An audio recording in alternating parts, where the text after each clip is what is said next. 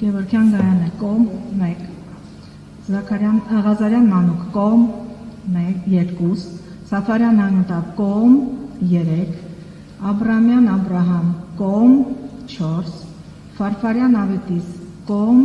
5, Գասպարյան Լիանա կողմ 6, Զաքևոսյան Սուրիկ կողմ 7, Եսայան Մելի կողմ 8, Սարգսյան Հայկազ կողմ 9,